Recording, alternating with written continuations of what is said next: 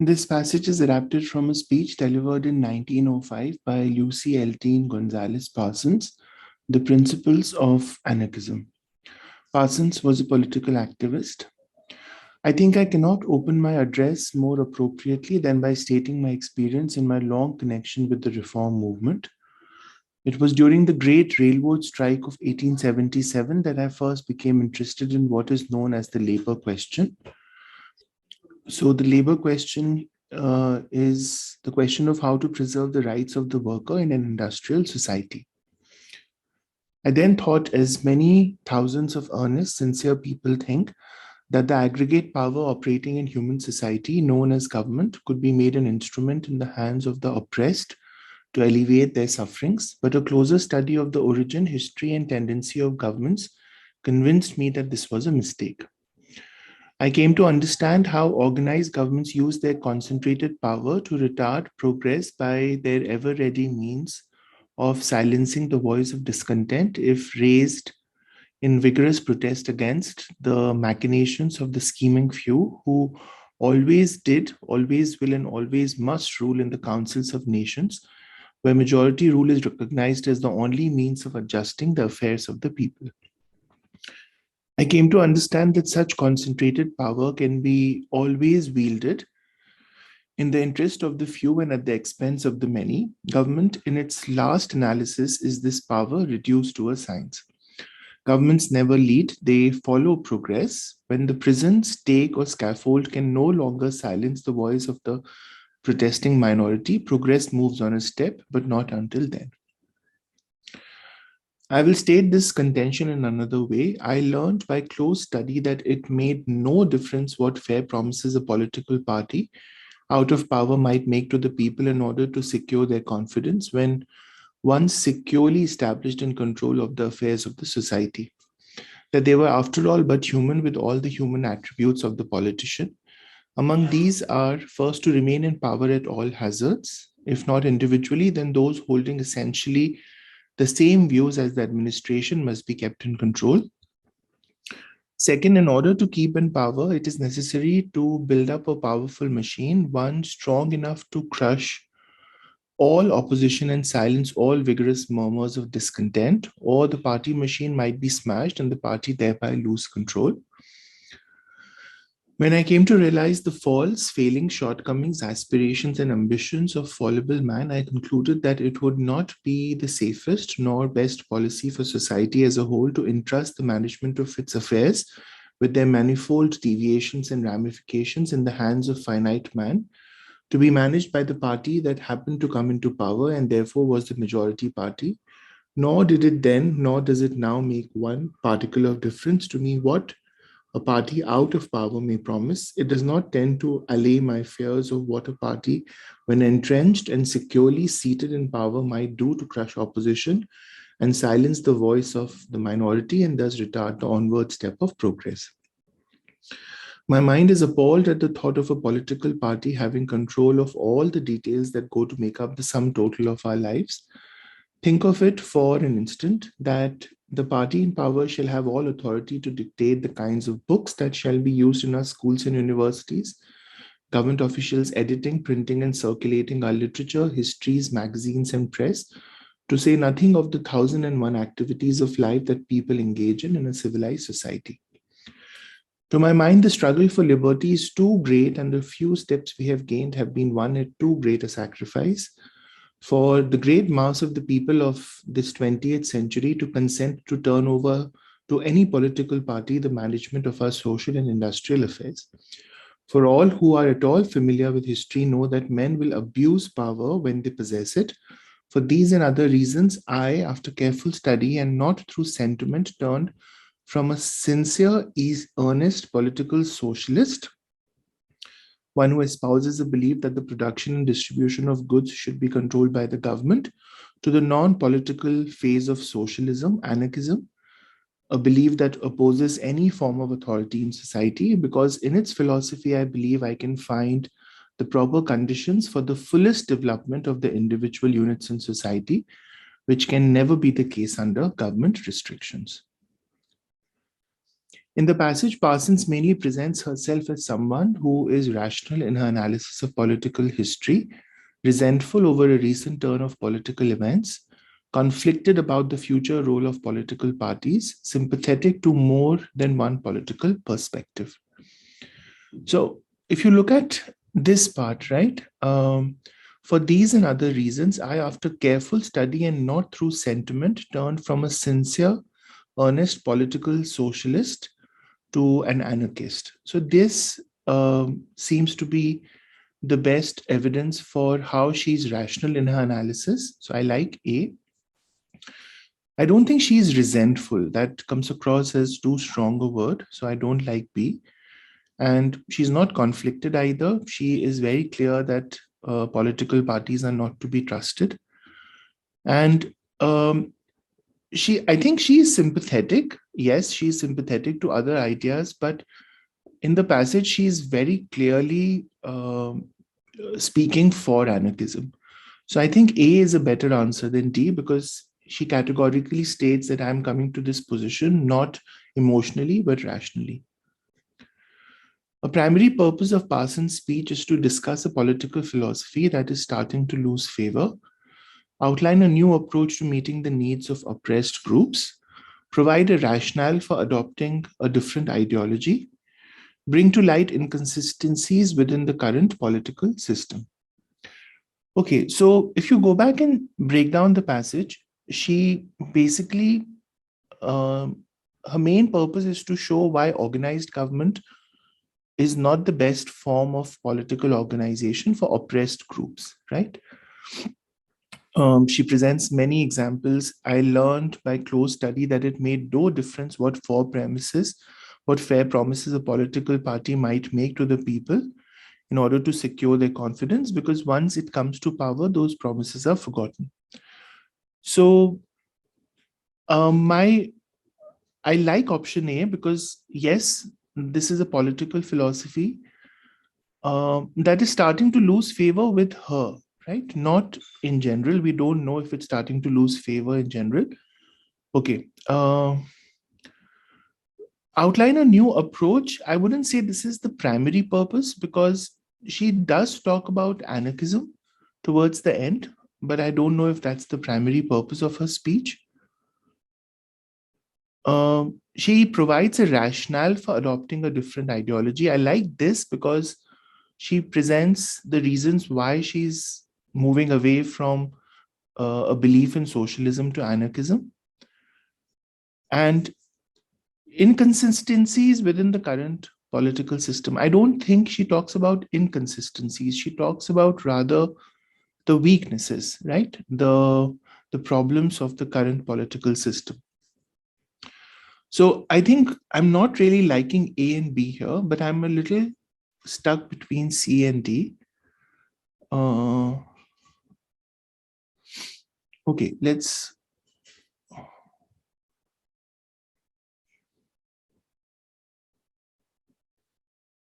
So she's definitely talking about the problems with government, right? The problems with how the current setup works. And then she talks, and she moves towards the reason for why she is turning an anarchist, right? So I'm going to go with C, because I think C better captures her movement towards the end, which says that I'm doing this because I believe that, that government doesn't work. In the passage, Parsons indicates that she once believed that majority rule eliminates the need for individual activism. Mobilization of the few benefits the majority. Progress occurs when everyone works together towards a common goal. Government can be used to make changes that citizens hope for. So I think D, right? Is this evidence-based? She does talk about this here.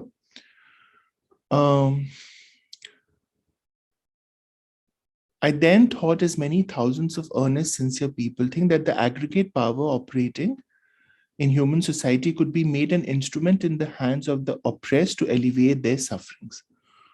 So she felt that government can be used to make changes that, is it citizens? No, I think she's talking more about oppressed people. So, mobilization of the few benefits the majority. Okay, let's read a little further. I came to understand how organized government use their power to retard progress by their ever-ready means of silencing the voice of discontent. Uh, Majority rule is recognized as the only means of adjusting the affairs of the people.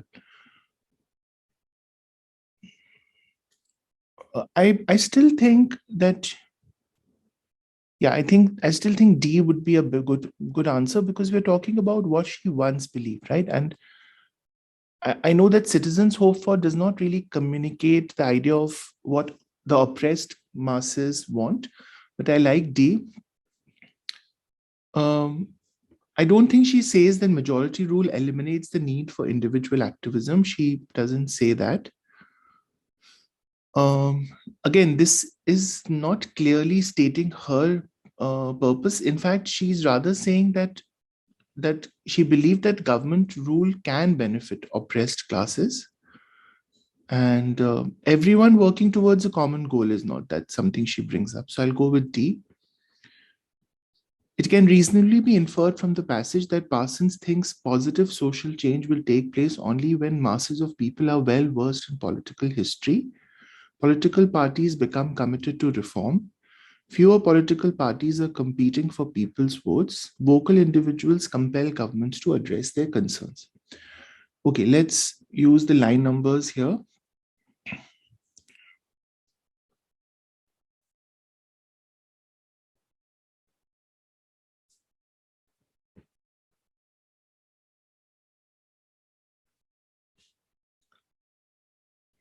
21 to 23 and 25 to 28.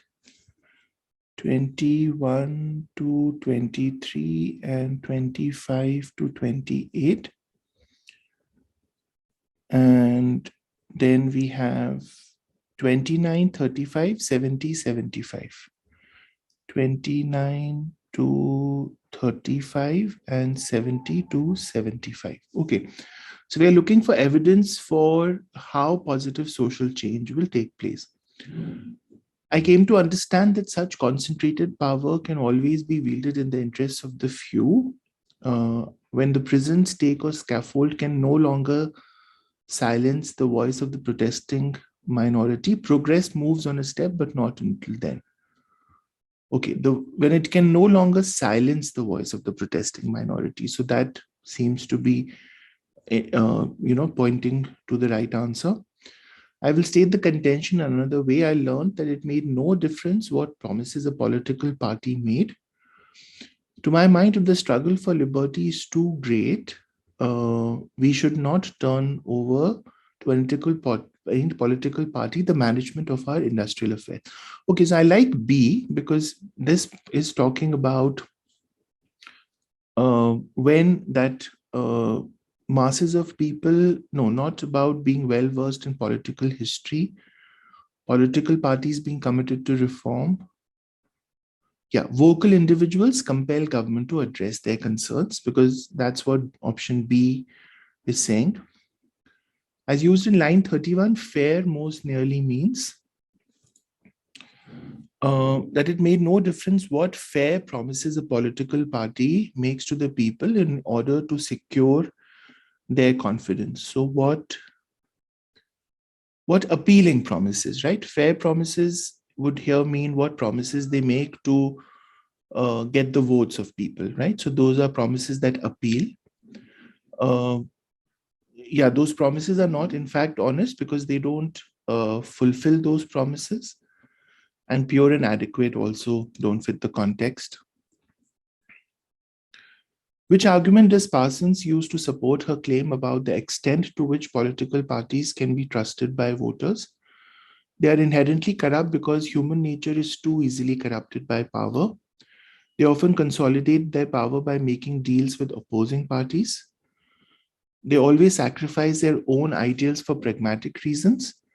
They typically advance positions that are at odds with the beliefs of many of their members. So uh, I don't think B and D are correct, because Parsons talks about they basically want to keep the same views as the administration are kept in control, and in order to keep powerful machine one strong enough to crush all opposition. So they crush opposition of any kind, but they don't make deals, right? That's not true. I think A is true because she brings it up here later that um,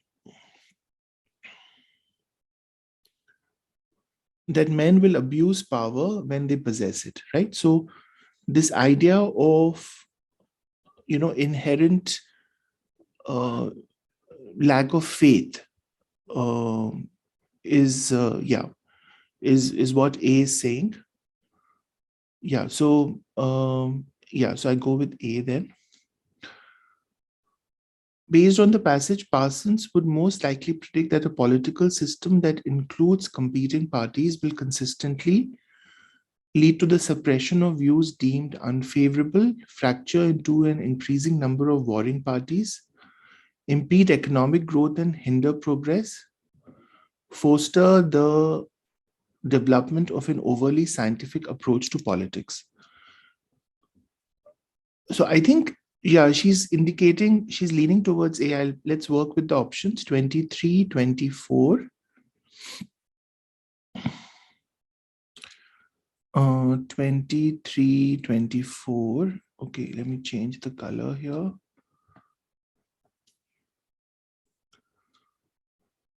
Uh, 23 to 20. And what are the other? 39 to 44. 39 to 44. This is, I think, the evidence for crushing all opposition. 44 to 55. 44 to 55. This one. It's and 62 to 69. 62 to 69. Okay. So we are looking at evidence for, 1 second. We're looking at evidence for how a political systems that includes competing parties, right? So it's not about the power of the government reduced to a science, right? That's not what we are saying, but we are talking about the suppression of all opposition. So I like that option, lead to the suppression of views deemed unfavorable, and this one. If you look at C and D, it says, when I came to realize the faults and failings. So it's talking about which party comes to power. So that is not about competing parties. And then this last talks about the control that they exercise, right? So I think option B makes good evidence that it leads to the suppression of all opposition. According to the passage, Parsons' support for anarchism is based on the idea that anarchism distributes wealth and property more equally among the population, is indifferent to the social status of its adherents, creates a situation that allows individuals to flourish, allows people to create an organization structure whose leaders will champion the rights of the oppressed. So this comes from here. It is the philosophy that I believe will find the proper conditions for the fullest development of the individual units in society, right?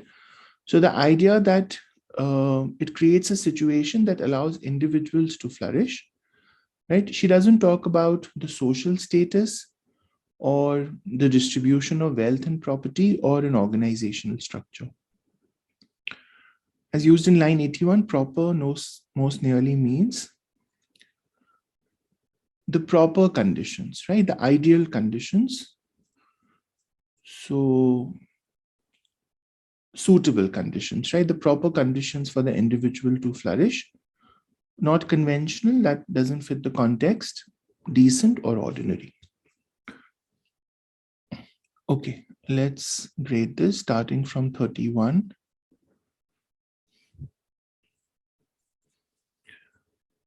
31 A, C, double D, B. A, C, D, D, B. 36 C, A, B, C, D. C, A, B, C, D.